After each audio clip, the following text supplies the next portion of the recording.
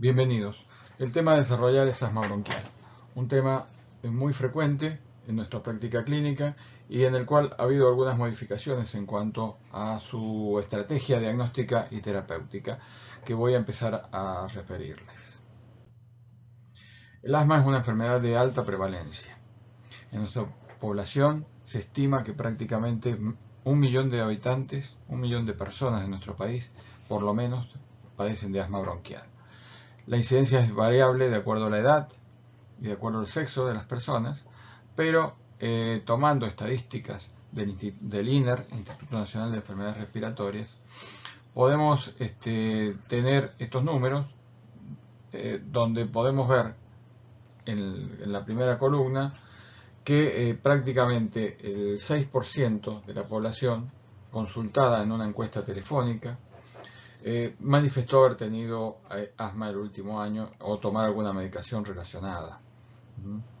Si la pregunta se cambia y es la presencia de sibilancia en el último año, la incidencia llega hasta el 14%. Y el diagnóstico de asma de esta población en algún momento de su vida llega a 9.5%.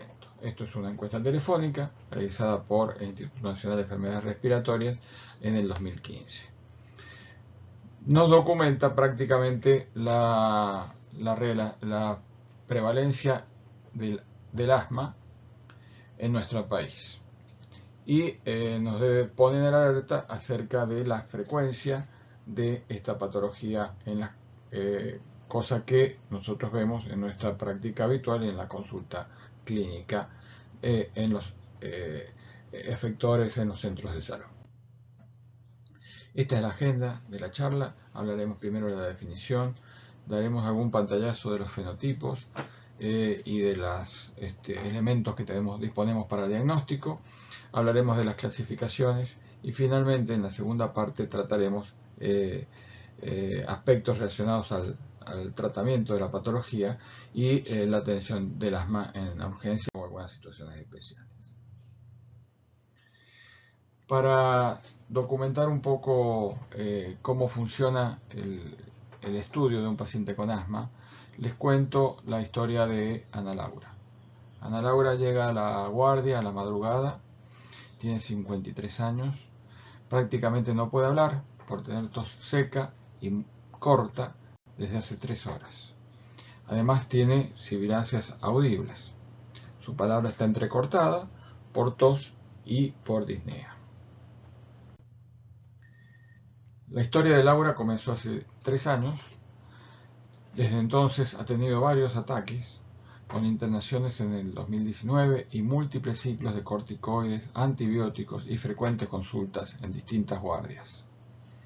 Se encuentra medicada con un dispositivo discus de salmeterol-fluticasona en dosis máxima, 1000 microgramos diarios, con ipratropio, un anticolinérgico de acción corta en aerosol, y salbutamol en aerosol.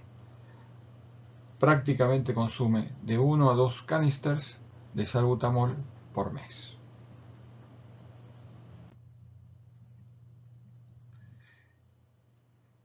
El asma es una enfermedad inflamatoria de las vías aéreas. Ustedes pueden ver aquí parte de los cambios histológicos y anatomopatológicos que se producen a nivel de la mucosa bronquial, donde se puede documentar la hiperplasia e hipertrofia de las células caliciformes, la hiperplasia e hipertrofia del músculo liso bronquial, el aumento de la vasculatura a nivel submucoso, las alteraciones del epitelio respiratorio, que son muy importantes, y las alteraciones de la membrana basal subepitelial, lo cual se traduce con un proceso inflamatorio crónico en fibrosis subepitelial más acentuada en algunos pacientes que en otros. Pero el concepto clave es que el asma es una enfermedad inflamatoria de las vías aéreas. Además, el asma es una enfermedad heterogénea. En este esquema, ya que de hace unos años atrás, se puede ver distintos fenotipos. Este es un esquema interesante porque ya plantea la variabilidad en cuanto, o la heterogeneidad en cuanto a las formas de presentación y a las manifestaciones de los pacientes con asma. Donde ustedes pueden ver algunos pacientes que tienen un proceso inflamatorio eosinofílico predominante y algunos pacientes que tienen muchos síntomas. Y este autor Haldar habla de una enfermedad concordante, aquellos que cuanto más inflamación tienen, más síntomas tienen, o una enfermedad discordante, aquellos que tienen pocos síntomas y mucha inflamación, o aquellos que tienen muchos síntomas, pero tienen poco proceso inflamatorio, sobre todo si hablamos de inflamación eosinofílica.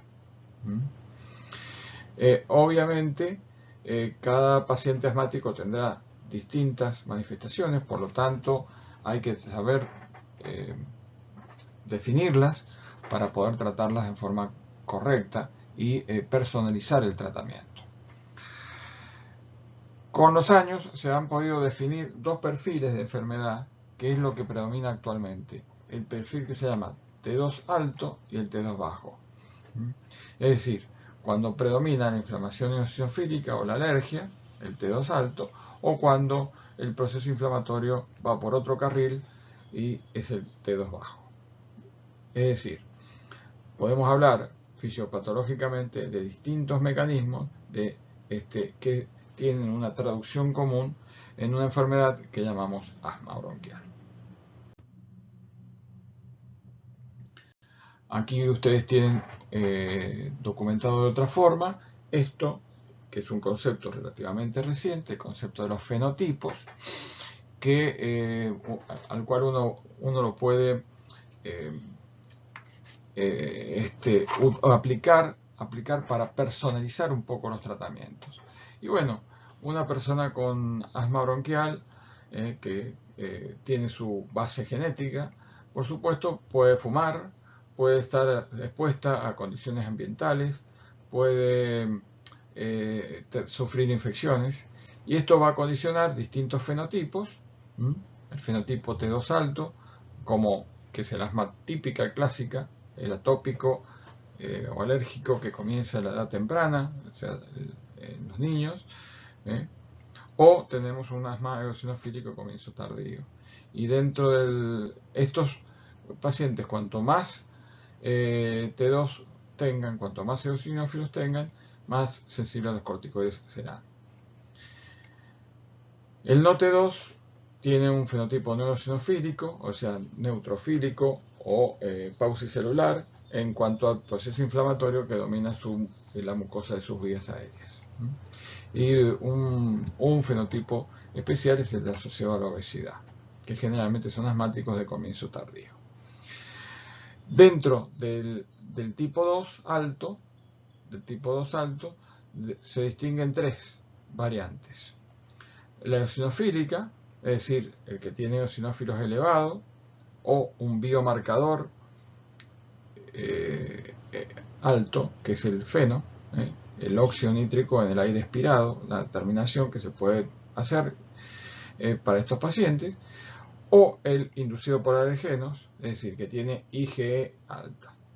Y hay una variante mixta que tiene IgE y eosinófilos y el feno alto como marcador del proceso inflamatorio de este tipo de variantes. Una de las características diagnósticas más importantes del asma es la variabilidad. Y esto lo quiero destacar porque confunde al paciente y confunde al médico. Porque el paciente puede pensar, debido a la variabilidad, que su asma es una enfermedad intermitente, lo mismo que el médico. Y el asma es una enfermedad crónica de las vías aéreas.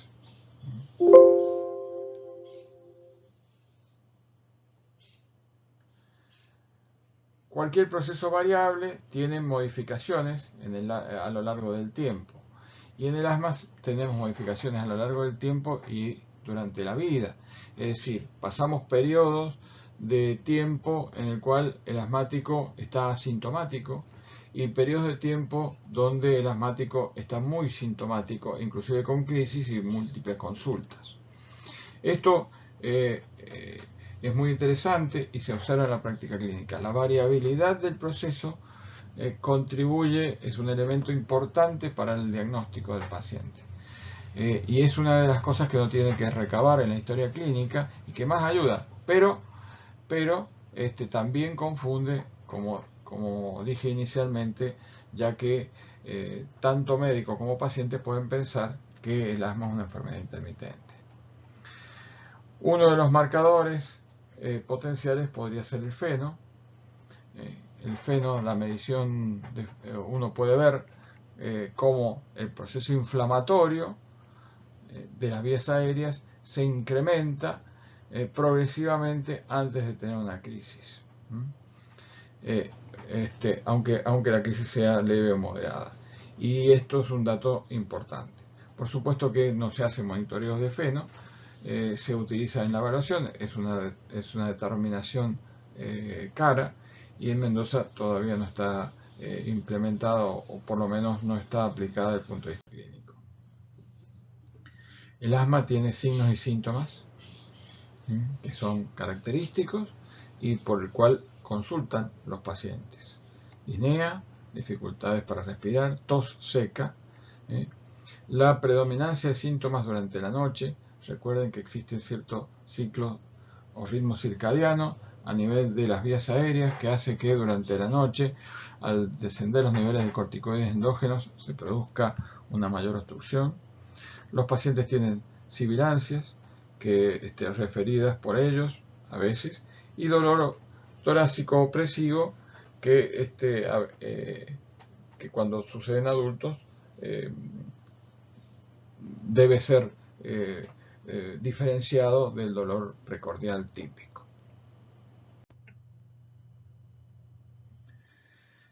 Otra característica que tiene el asma es la obstrucción. La obstrucción, como ustedes pueden ver aquí en estos trazados espirométricos, en la curva volumen-tiempo, en la curva flujo-volumen, cómo se va produciendo la panza en la curva flujo-volumen, que va marcando la obstrucción. Y la respuesta a broncodilatadores. La respuesta a broncodilatadores es un elemento importante en el diagnóstico porque habla de la variabilidad. De todas maneras, no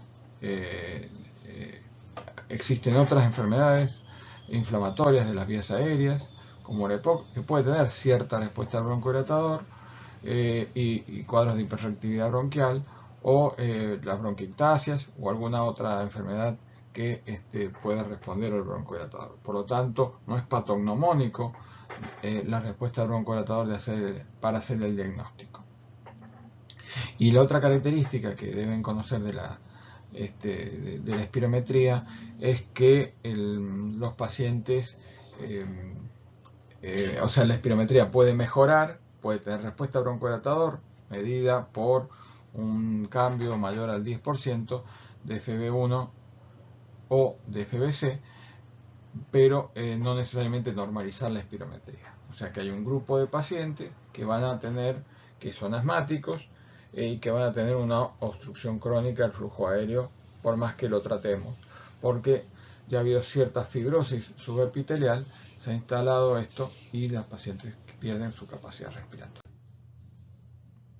Entonces, resumiendo, el asma es una enfermedad heterogénea caracterizada por una inflamación crónica de las vías aéreas en pacientes que tienen una historia de tos, sibilancias, disnea y opresión torácica, que es variable con el tiempo y que tiene como marcador una limitación expiratoria al flujo aéreo, también variable, que con el tiempo puede llegar a ser persistente. Esta es la definición de Gina, en la cual ustedes deben conocerla con precisión y aplicarla. Si ustedes interrogan a un paciente con en todos estos puntos, van a encontrar la historia de asma y podrán hacer el diagnóstico con facilidad. Simplemente a modo de recuerdo, esto ya lo hemos visto, pero básicamente tenemos dos fenotipos, el T2 alto y el T2 bajo. El T2 alto responde mejor a los corticoides, es el 50% de los pacientes o un poco más, y tiene una característica importante, pues generalmente es el asma más severo. Tenemos el de comienzo de adulto o el comienzo de niño, también eso hace alguna diferencia. Y tenemos el componente alérgico con IgE elevada o el componente eosinofílico. Esto es importante e interesante a la hora de elegir los tratamientos. A diferencia del asma T2 bajo, donde tenemos el asma asociado a obesidad, el asma neutrofílico, tiene menos gravedad en cuanto a sus manifestaciones, pero también tiene menos respuesta a la medicación que utilizamos habitualmente. Y todo este tipo de procesos inflamatorios, que tiene una base genética, está manejado por citoquinas T2 en la vía aérea, que son target terapéuticos actualmente, por eso se los menciono, porque se pueden tratar con tratamientos especiales biológicos destinados a algún grupo de pacientes, como vamos a ver más adelante. Y dentro de ellas la interleuquina 5, la 13 y la 4 son las que tienen que recordar, porque son las que actualmente constituyen blancos terapéuticos. En el futuro se van a ir incorporando otros blancos terapéuticos, sobre todo los que trabajan sobre el epitelio de las vías aéreas y algunas otras interleuquinas. Pero por ahora lo que disponemos es de tratamientos biológicos contra la interleuquina 5, 13 o 4, es decir, bloquear el proceso inflamatorio antes de que este suceda. Por lo tanto, a partir de los antecedentes clínicos, más documentar la obstrucción al flujo aéreo variable, haremos el diagnóstico de asma. La obstrucción al flujo aéreo la podemos documentar a través de una espirometría, o en algunos pacientes que tienen espirometría normal, y repito este concepto, la espirometría normal no invalida el diagnóstico de asma, debería confirmar la presencia de hiperreactividad bronquial, y para ello le haré un test de broncoprovocación con metacolina o alguno de los otros disponibles que permitiría documentar la hiperreactividad de las vías aéreas. El otro elemento importante es el diagnóstico de la inflamación de la vía aérea, y para la inflamación de la vía aérea y determinar esto, dispongo de dos elementos de uso clínico. Uno es el esputo inducido, es decir, obtención de una muestra de esputo de las vías aéreas inferiores a partir de una técnica especial. No es el esputo que se toma habitualmente para cultivo, sino que es otra técnica distinta. Y el FeNO, óxido nítrico en aire expirado, que se determina a través de un equipo especial y que nos marca, cuanto más alto está, mayor presencia de inflamación eosinofílica sobre todo. Volviendo a la historia de Ana Laura, a la cual tenemos en guardia, cuando se le interrogan los antecedentes personales patológicos, Ana Laura ha sido fumadora hasta hace unos años antes, tiene un IPA de 40, lo cual es significativo y alto. Tiene como antecedentes médicos un hipotiroidismo, post-radioterapia por yodo, por una tiroiditis, fue tratada de esa forma, con un CA de mama operado y en remisión y con controles clínicos, y además una depresión clínica en tratamiento. Esta es la medicación, siempre es muy importante recabar la medicación, porque hay algunos medicamentos que podrían interferir y aumentar la obstrucción de las vías aéreas. De todas maneras, Ana Laura está medicada con sertralina, quetiapina, pregabalina, clonazepam para su cuadro psiquiátrico y con levotiroxina para el hipotiroidismo. Tiene antecedentes familiares de alergia y no tiene exposición laboral por ser docente, como su trabajo estable. Esto es importante también de recabar los antecedentes y a qué está expuesto nuestro paciente.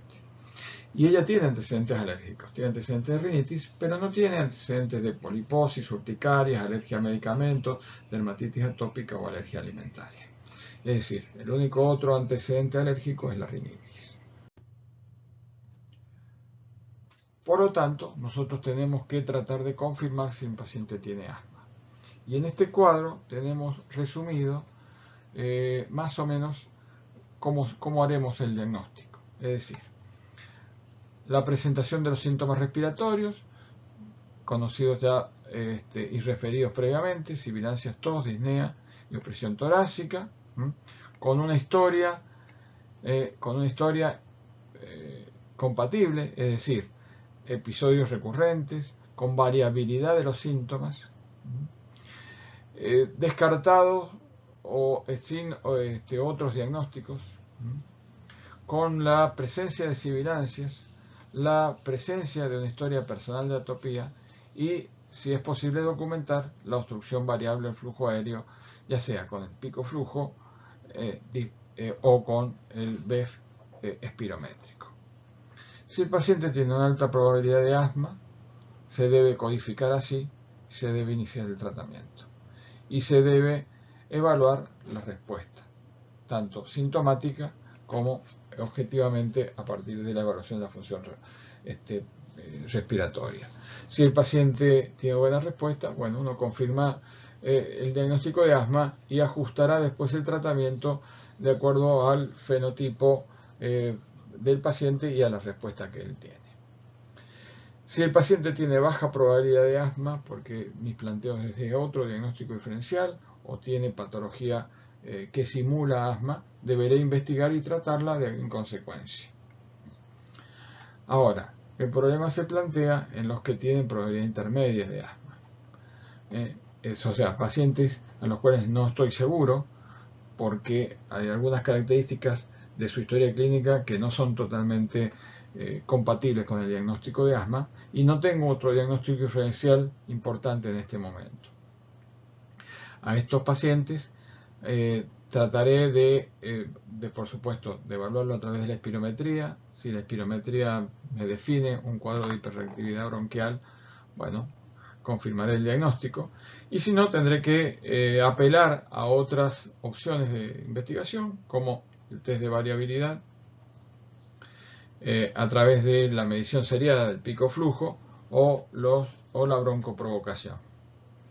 O eventualmente evaluar si tiene inflamación eosinofílica o atopía a través del feno, los eosinófilos en sangre periférica, que es el biomarcador más utilizado, y la determinación de IgE o test cutáneos para saber si tiene una base atópica importante.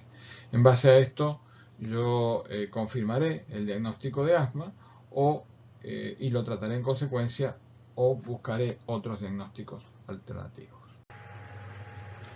Volviendo a la historia de Ana Laura, a la cual tenemos que atender en la guardia, es importante reconocer los signos de riesgo que puede llegar a tener una paciente en estas condiciones clínicas. Utilizar las herramientas básicas, el interrogatorio, el examen físico, la saturación de oxígeno disponible en casi todos los lugares y la medición del pico flujo respiratorio, lamentablemente poco disponible, con un equipo que es fácil de tener y que debería ser provisto en las mayorías de las guardias. Y finalmente el tratamiento de la crisis o ataque asmático. La paciente estaba lúcida, se nota la palabra entrecortada y tiene sibilancias audibles. Usa músculos accesorios. No tiene respiración paradojal, pero son criterios que nos hablan de gravedad de la crisis. Los signos vitales también, porque está taquipneica, taquicárdica, con saturaciones en el límite de 89-90%. No tiene fiebre y el pico flujo expiratorio medido en la guardia fue de 120 litros por minuto, lo cual representa un 40% del valor teórico, no conociendo cuál es el valor real de la paciente en situaciones normales. Con los datos aportados se interpreta que se trata de un asma bronquial de comienzo del adulto. La paciente tiene antecedentes de crisis frecuentes con indicación de varios ciclos de corticoides y, a pesar de un tratamiento correcto, o inicialmente parece correcto, no cumple con los criterios de control, es decir, asma de difícil control. Tiene agravantes, como haber sido fumadora y un cuadro psiquiátrico de depresión. Por lo tanto, la crisis se considera como de asma grave, se trata con salbutamol, ipratropio o bolsonide, 4 PAF de cada uno de ellos, juntos, cada 15 minutos, hidrocortisona 200 miligramos endovenoso y oxígeno con máscara Venturi a bajo flujo, 2 litros por minuto. ¿Qué buscar en el examen clínico de una paciente que se presenta con una crisis asmática? Bien, los datos más básicos, es decir, si presenta disnea y qué gravedad tiene esta, cómo habla, si habla párrafos entrecortado o si no puede emitir sonido, el estado de conciencia, que generalmente en las crisis leves a moderadas está agitada y cuanto más severo está o muy agitado o sentimiento confuso.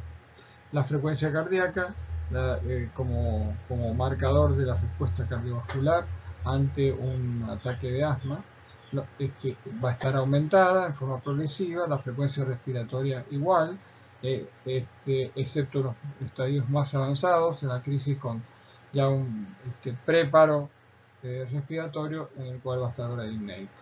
El uso de músculos accesorios es un signo clínico sencillo de observar, lo mismo que la respiración paradojal, que indica gravedad de la crisis. Y bueno, la presencia de sibilancias, que cuando están presentes nos hablan de la obstrucción, y cuando están ausentes en un paciente con criterios clínicos de asma y una obstrucción importante, es un signo ominoso.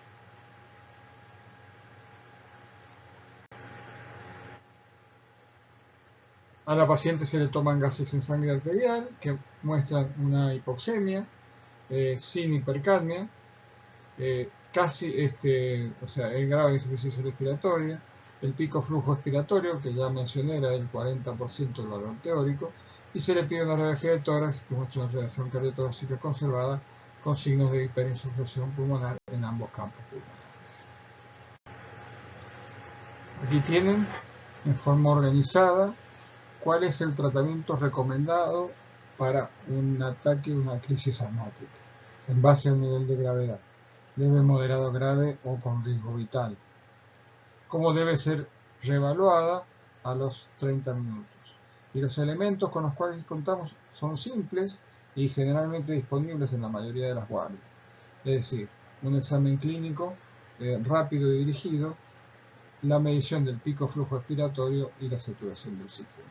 Con esos 3 datos nosotros podemos catalogar a la crisis asmática y darle el tratamiento de acuerdo al nivel de gravedad que tiene. Entendiendo que si el paciente está en riesgo de vida, el paciente necesita soporte ventilatorio con asistencia respiratoria invasiva o no invasiva y la intervención de cuidados intensivos. El otro comentario que es de utilidad es que toda crisis asmática, valorada como tal, debe ser tratada con corticoides. Inclusive se trata de una crisis leve, porque siempre implica la presencia de un proceso inflamatorio y si no tratamos el proceso inflamatorio, este va a persistir y va a hacer recaer o va a hacer que el paciente no mejore lo suficiente con el tratamiento de beta-2 agonistas más anticolinérgicos, que es lo más recomendable.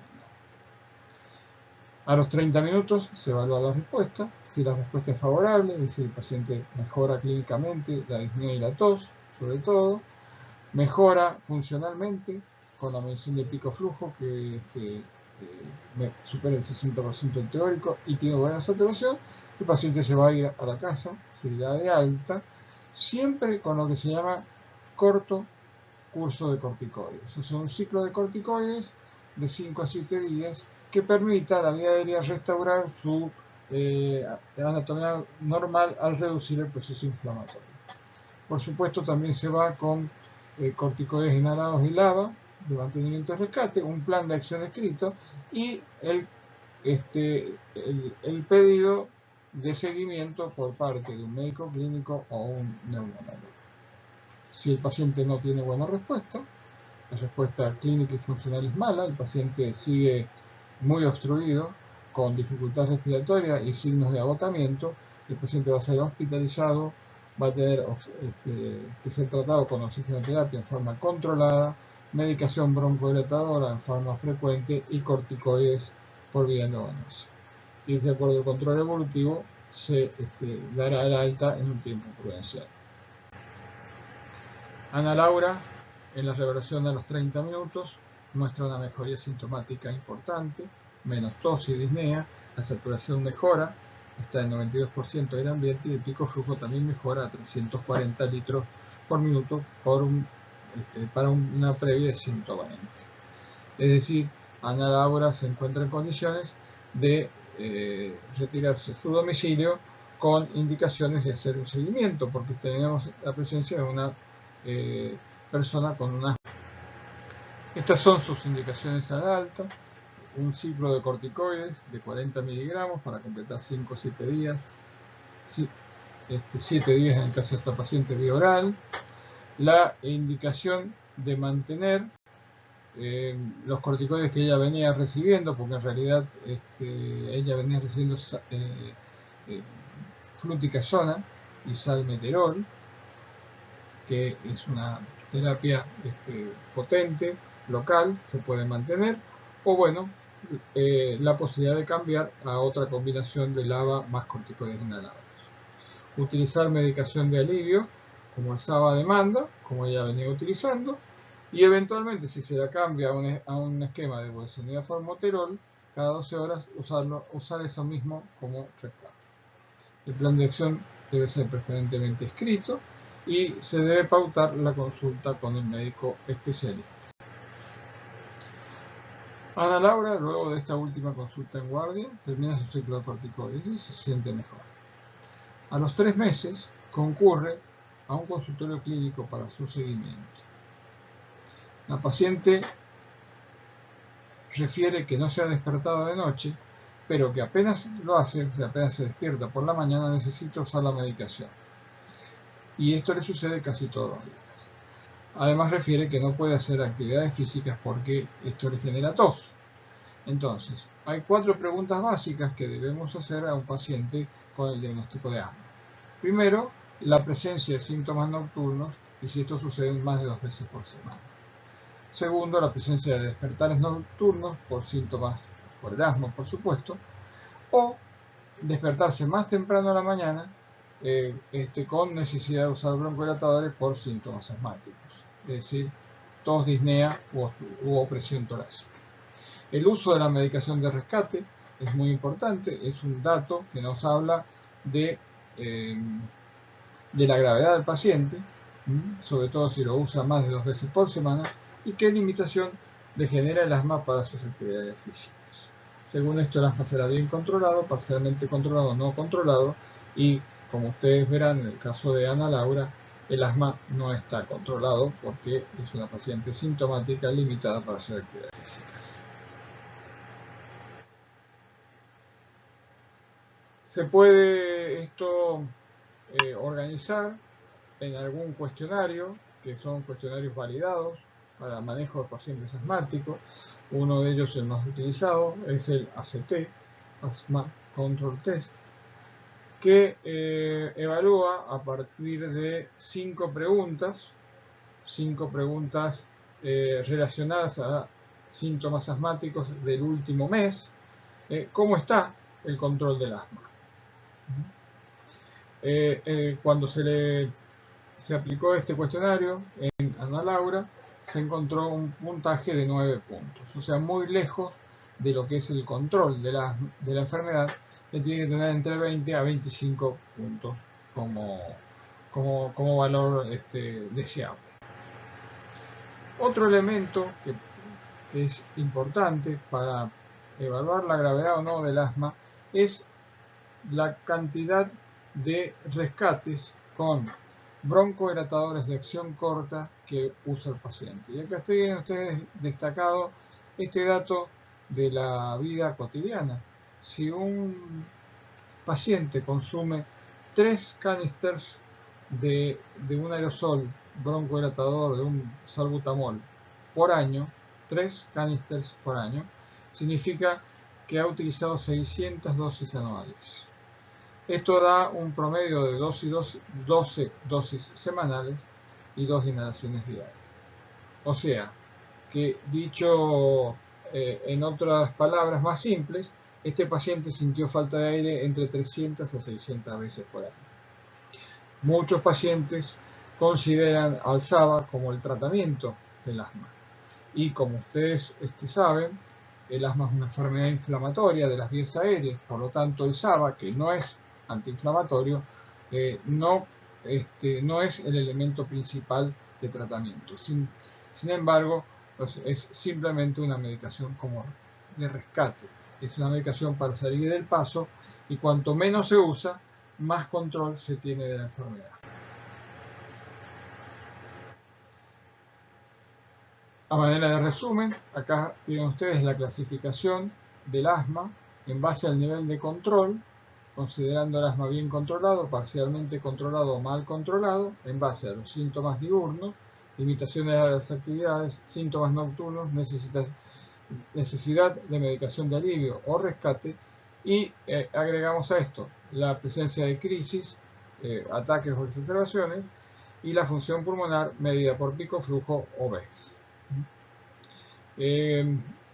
Nuestra paciente claramente, ya por haber concurrido una guardia en el último año y haber concurrido en este caso varias veces, se considera que ya tiene un asma mal controlada, pero además tiene síntomas diurnos frecuentes, tiene limitación de las actividades, tiene despertares frecuentes más de 2 veces por semana por asma, y tiene utilización de beta-2 agonistas en forma frecuente. Es decir, con esto ya consideramos que nuestro paciente tiene un asma no controlada. Y no solamente eso, sino de difícil control. Ahora, el diagnóstico diferencial se impone en estas condiciones. Y hay un diagnóstico diferencial difícil de hacer, que es entre el asma y la EPOC, que son enfermedades parecidas, pero no son iguales.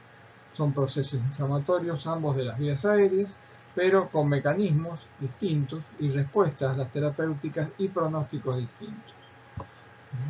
Como datos clínicos, el asma puede empezar a cualquier edad, pero es más frecuente que empiece en la niñez. Puede fumar un paciente y puede tener asma perfectamente, así que es un dato no relevante para el diagnóstico de asma, pero sí es muy relevante para el diagnóstico de EPOC. Los pacientes con EPOC en general tienen una exposición a algo, o al tabaco, o a algún trabajo, o a la biomasa, pero generalmente hay algún factor de exposición. Los pacientes asmáticos suelen tener frecuentes enfermedades atópicas, urticarias, eczemas, rinitis, suelen tener antecedentes familiares de este tipo de enfermedades, y el dato, como mencioné anteriormente, significativo para el diagnóstico es la variabilidad de los síntomas. O sea, la mejoría casi total o periodos de tiempo en los cuales el paciente está muy bien, hace una vida normal, y periodos donde tiene crisis frecuentes. La reversibilidad de la obstrucción bronquial es importante también como diagnóstico, pero no es patognomónica. Y la respuesta a los corticoides generalmente es muy buena. En cambio, la EPOC tiene, aparte de la exposición, muchas veces no tiene antecedentes valorables desde el punto de vista familiar, tampoco tiene la variabilidad de los síntomas tan significativa, ni la reversibilidad y menos la normalización de la espirometría con el uso de broncodilatadores. La respuesta al corticoides es variable, generalmente menos respuesta que la del paciente asmático, porque es otro tipo de proceso inflamatorio el que afecta a las vías aéreas. Entonces, el diagnóstico diferencial a veces es difícil, a veces se superponen una con otra enfermedad, porque tenemos una incidencia importante de personas asmáticas, inclusive asmáticos de niños, que después en la adolescencia comienzan a fumar. Y esto es un dato que a veces confunde, como la historia de Ana Laura, que tiene un IPA de 40 paquetes años, o sea, un IPA importante.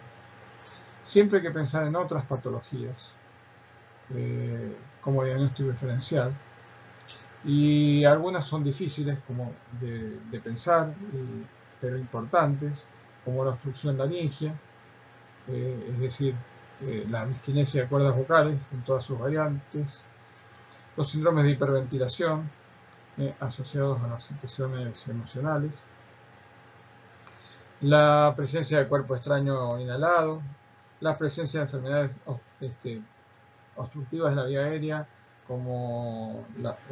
y de otros daños de parénquima como la fibrosis quística, la bronquiectasis, o enfermedades cardíacas congénitas o tromboembolismos si son pacientes jóvenes. En mayores de 40 años, algunos de estos diagnósticos son similares. Puede haber otras enfermedades del parénquima, por ejemplo, tumores pulmonares que simulan cuadros asmáticos. Y bueno, obviamente se incrementa la incidencia de insuficiencia cardíaca o tromboembolismo de pulmón. Por lo tanto, un correcto interrogatorio inicial de cómo se instalan y cómo se van desarrollando los síntomas es muy importante para pensar el diagnóstico diferencial inicialmente, y después los estudios complementarios nos permitirán descartar la mayoría de ellos. Aquí tienen ustedes la espirometría de nuestra paciente, en donde se observa una limitación ventilatoria obstructiva de grado moderado, expresado por un volumen expiratorio forzado en el primer segundo del 60%, con una respuesta al broncodilatador importante de un 13%, o sea, una mejoría, pero no normalización de la curva post-broncodilatadora. Es decir, con respuesta, pero no normalización de la misma, lo cual habla ya de un componente de remodelado de las vías respiratorias.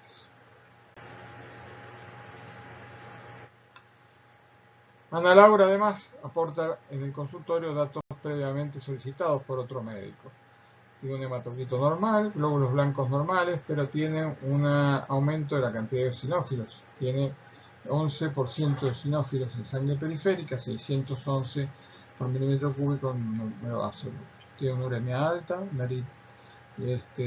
una eritro levemente elevada y una PCR también levemente elevada. El continuograma por electroforesis es normal y el patograma normal. Dentro de los dosajes de inmunoglobulinas son todas normales excepto la IgE, que le da un valor muy alto, considerada en valor normal hasta 100. Y tiene un estudio inmunológico también solicitado por otro colega en el cual con todos sus resultados negativos. En los estudios de imágenes, la radiografía de senos paranasales es compatible con una sinusitis crónica, con engrosamiento de la mucosa de los senos. Y la radiografía de tórax no muestra adenopatías mediastinales, pero muestra en el parénquima pulmonar algunas imágenes de bronquiectasias cilíndricas en ambos campos pulmonares, con zonas de patrón de árbol en brote por bronquiolectasias y tapones de moco. Es decir, estamos viendo el reflejo en la tomografía de tórax de la patología obstructiva que padece la paciente.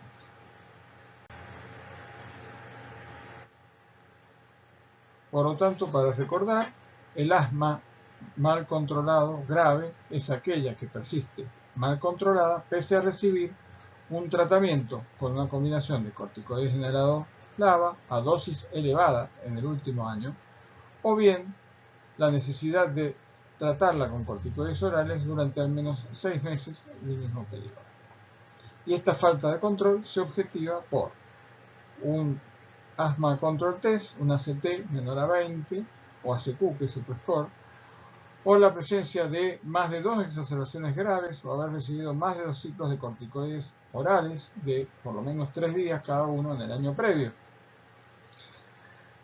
o haber tenido una hospitalización por una crisis grave en el año previo, o tener una limitación crónica al flujo aéreo con una relación FB1-FBC menor a 0,7 o un BEF menor al 80% del predicho, a pesar de un tratamiento adecuado. Como ustedes podrán observar, nuestra paciente cumple estos criterios, por lo tanto, estamos en presencia de una paciente con un asma bronquial, fenotipo T2 alto, con mixto, porque tiene eosinófilos y IgE elevada, y que se comporta como grave no controlada por las características clínicas.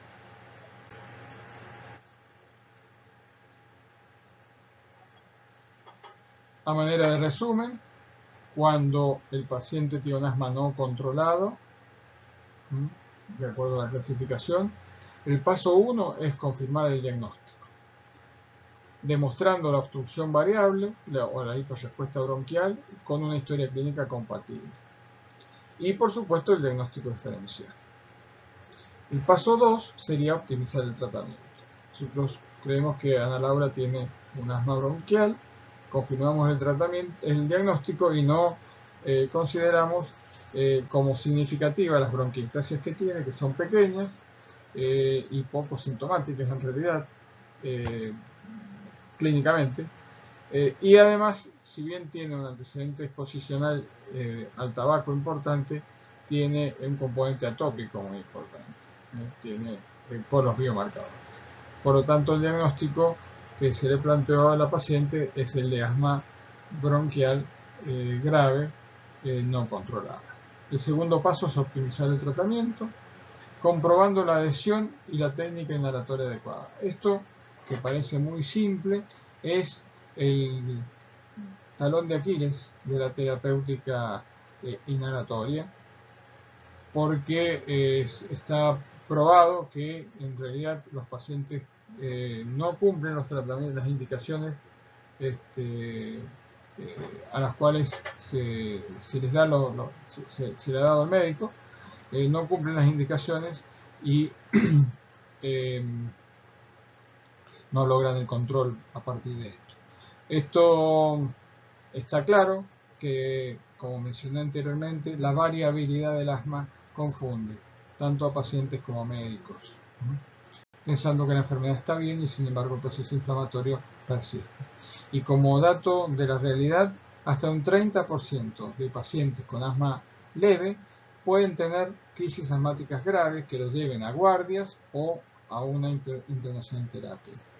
O sea que el proceso inflamatorio del asma es importante, la enfermedad es una enfermedad crónica y por lo tanto requiere un tratamiento de forma regular.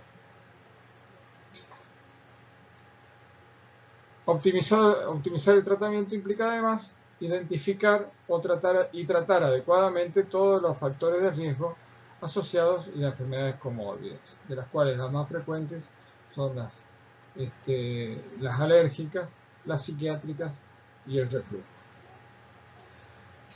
Una vez que tengo el fenotipo diagnosticado, trataré de hacer un tratamiento dirigido a esto y para lo cual necesito como los elementos de medida, o sea, la medición de eosinófilos en sangre como biomarcadores o una eosinofilia en esputo, las pruebas de alergia y el feno. Y siempre voy a tener que optimizar el tratamiento, educar al paciente, controlarlo y estimularlo para que haga un tratamiento correcto. Muchas gracias por su atención y en la segunda parte desarrollaremos el tema del tratamiento de estos pacientes. Gracias.